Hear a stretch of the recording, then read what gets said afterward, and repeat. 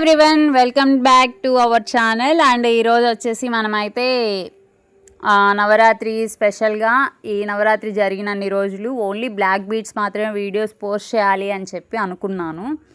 Why only black beads అని అంటే, black beads అనేవి పెళ్ళి అయిన ప్రతి ఒక్క అమ్మాయికి ఫేవరెట్ అనమాట. అండ్ దట్టు ఇది నవరాత్రి అమ్మవార్లకు సంబంధించింది కాబట్టి నేను ఇలా బ్లాక్ బీడ్స్తో స్టార్ట్ చేద్దాము అని చెప్పి ఒక నిర్ణయం అయితే తీసుకున్నాను.